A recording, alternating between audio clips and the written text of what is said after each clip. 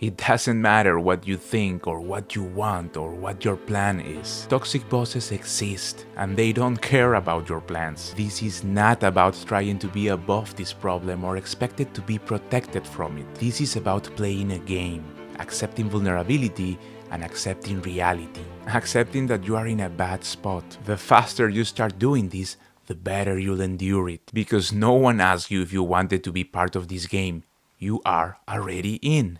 Welcome. I've been developing teams for plenty of industries, and this is what I've learned. This is what I use to endure complicated times. And this is what I share with my team members when they have their own complex battles. The plan for today is simple. We are doing this with dignity and even with a hidden smirk at the end. Toxic bosses are here for a reason, and we are going to use them for our own good cause. Having a toxic boss feels like constantly walking on eggshells. You spend more time managing their moods than doing your actual job. One wrong move and you are the next target, blamed or sidelined for something you didn't even do. They question your decisions, ignore boundaries, and many are masters of micromanaging. Having a toxic boss will test you every day unless you start with this.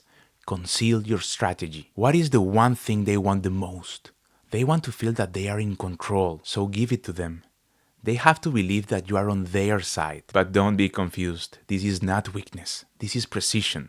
This is a game plan. If you confront them, you will pay a price. But if you make them feel powerful, they'll leave you alone. So keep them updated. Share status or updates even before they ask. You shouldn't go empty-handed to your one-on-ones. Bring a document with bullet points for topics they care about. And here's the trick.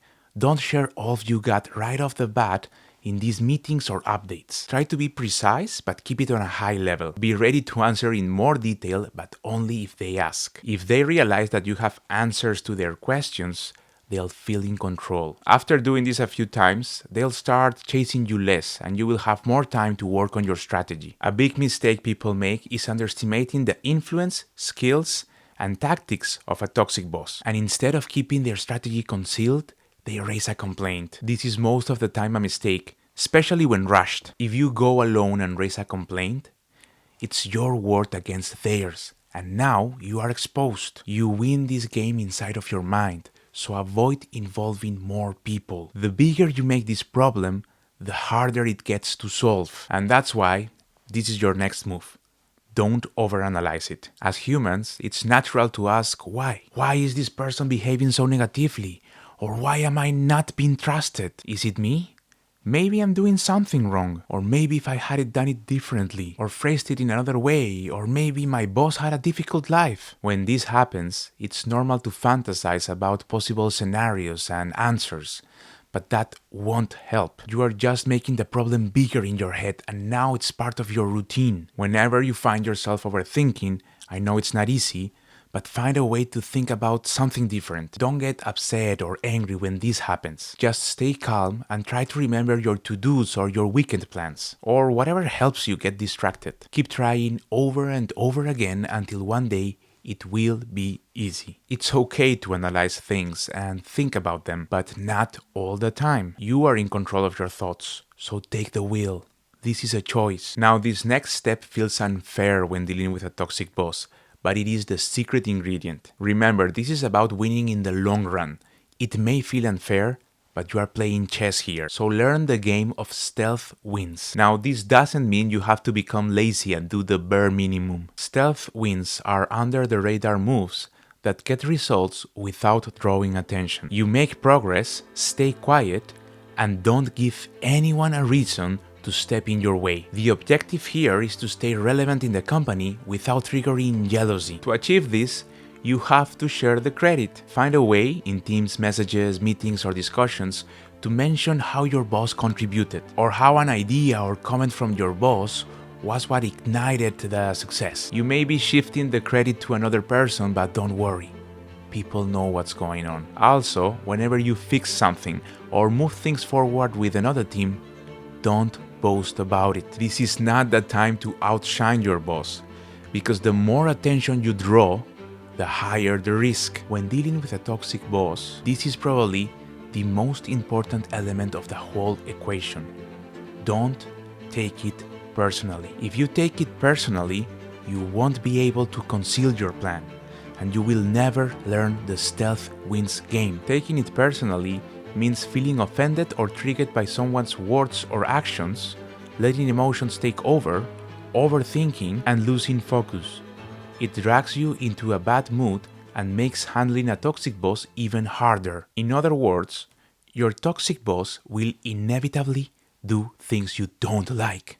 You already know this, and it will, without a doubt, give you negative emotions. Feel them, but don't let them take over your mind. If your toxic boss realizes that their actions or words trigger you and your mood changes, they will keep trying to poke you with that. They need to feel that they are stronger, that they are in control, that they have power. When they realize they can trigger you, it's like they found a gold mine, so don't give them that satisfaction. Starve them by staying unfazed, smiling, and keeping it positive. This is how it works. Every negative action in your life will trigger a negative reaction in the form of an emotion. Let's say a wild, massive animal is charging against you.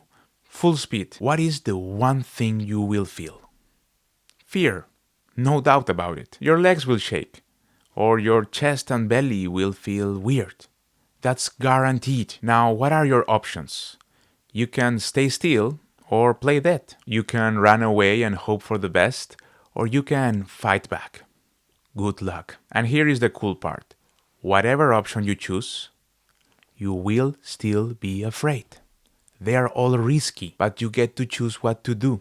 And for that, it doesn't matter what you are feeling. So if your toxic boss says something you don't like, changes plans, or steals your credit, you will get negative emotions.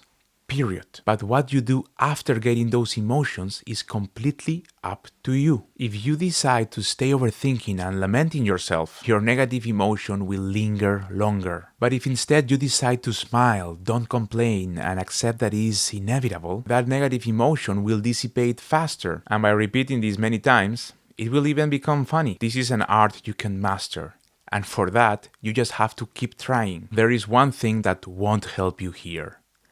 Venting about your toxic boss with your colleagues. And don't get me wrong, it's good sometimes to let things out, but don't make it a habit, or you will start to overanalyze it, take it personally, and show your cards. And we don't want this. We want your strategy concealed until the time comes to execute it, because you can't get rid of your toxic boss. Now, if you think about it, everything we've discussed so far isn't sustainable in the long run. Sure, you can get better and better at playing the game, but not forever. Why would you stay forever in a toxic relationship? It helps you get stronger and mature, that's for sure. You have to learn tactics, get better at managing emotions, but those are also scars. Life isn't all about getting scars. It's also about enjoying and interacting with other people. And for that, you have to move forward with this next step. Plan and time your exit strategy. And be patient.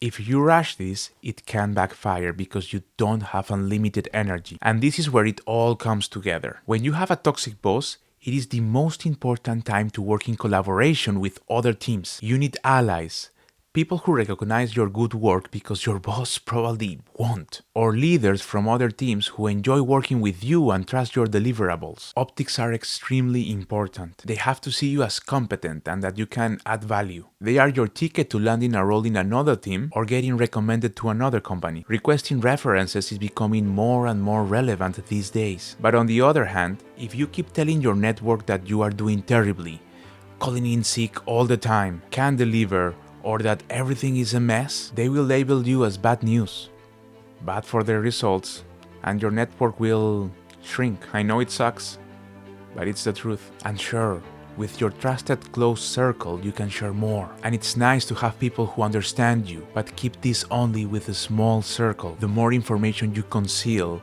and the better you get at managing your emotions, the more battles you're winning. A toxic boss is at their peak, showing their true colors. But you are just getting started. You just started one of your best personal growth chapters. Sure, it won't be easy, but if you start seeing it as a game, and you embrace bad news as a way to become stronger, you'll be on a higher maturity level than a toxic person, because you accept that you have a problem, and you use it to learn new skills, And instead of being played and triggered, you control your reactions, you manage your emotions. Because every time your toxic boss tries to trigger you and can't, that's a win for you. It means you've risen above this toxic person. You turned the toxic boss into someone irrelevant.